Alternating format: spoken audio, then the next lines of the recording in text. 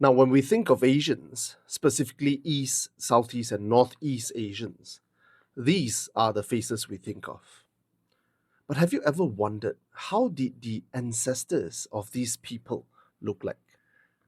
Most reasonable minded and informed person today would agree that modern sapiens has its roots in Africa. And while the details might still be contentious, like whether it's a one wave or multi wave migration out of Africa, or the time of arrival at specific areas like Australia, for example. But the macro picture, however, remains uncontentious. Modern sapiens arose in Africa. They radiate within and also out of Africa and has reached almost every corner of the world by 20,000 years ago.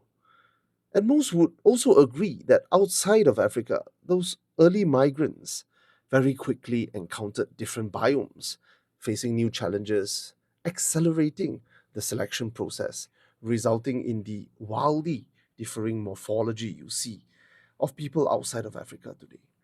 The majority consensus now suggests that most, if not all, modern humans outside of Africa descended from one single wave, resulting in what we call the basal Eurasian population, which subsequently splits into East Eurasian and West Eurasian. The East Eurasian having reached mainland Southeast Asia by 45 to 50,000 years ago. And by 30,000 years ago, their footprints would be seen as far north as the Sea of Okhotsk in the Russian Far East, perhaps even as far as crossing the Bering Straits. But how did these early Eurasians look like 50,000 years ago?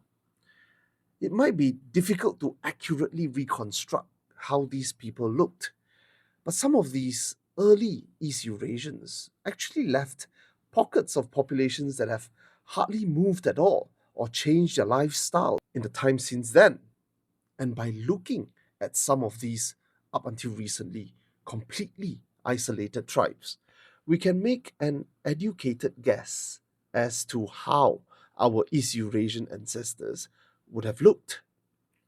From the Korowai in Papua to the Jarawa on the Andamans to the Aita in Luzon, and of course, not forgetting the entire isolated continent, the various groups of Australian Aboriginal people.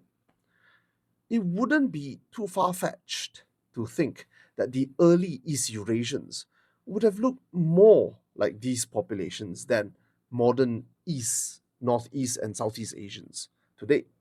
But how did we get from this to this in probably no more than 40,000 years, no less?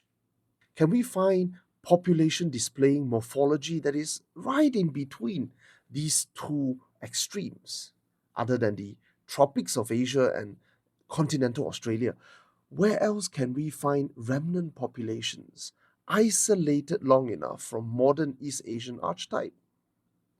Incidentally, we do have just one such population, the Ainu of Japan. Long before modern genetics sequencing, people have noticed how the Ainu of Japan has features that sets them apart from the rest of the Japanese. Darker skin tone, bushy beard with curly hair, in stark contrast to the East Asian archetype of the majority of modern Japanese today. Many have speculated a trans-Siberian or perhaps even a steppe connection for the Ainus. However, modern genetics is now casting a new light on the relations of people living in Asia. For example, by removing Denisovan admixture interference, the Australian Aboriginals are now considered genetically distant cousins of the East Asians, branching south in the dispersal of East Eurasians, while the ancestors of East Asians branches northwards in their migration. Indeed, modern genetics have also shown that the Ainu of Japan forms a basal East Asian group that split off from the rest of East Asians long before the East Asians themselves split into the northern and southern populations. Now, to help visualize the relationship of these populations, here's another chart Highlighted here in red are the southern and northern East Asians. These two populations make up practically everyone in East, Northeast, and Southeast Asia today. Highlighted in blue is the Jomon people, who is ancestral to the majority of Ainus in Japan. Now, going further back, we reach the split between ancestral East Asians with the Andamanese and the AASI, the ancient ancestral South Indian, highlighted here in purple. And going even further back, highlighted in green, we now reach the split of the East Eurasian. One group moved into Southeast Asia and beyond, their modern offsprings being the Aitas, the Papuans, and the Australian Aboriginals, while the other group went on to become the rest of East, Southeast, and Northeast Asians. It is important to note here that there is no group of people alive today that is more basal than other groups. All of us, whether we retain more ancestral morphology or otherwise, is as modern and as derived as one another.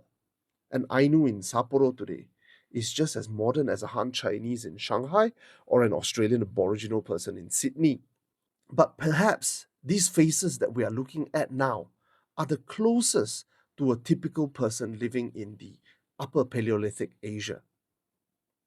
But fast forward 20,000 years, now these would then be the archetypal Asians of the Pleistocene. And finally, from around 10,000 years ago, these faces are now the archetypes that dominate Asia with their post-agricultural revolution civilizations.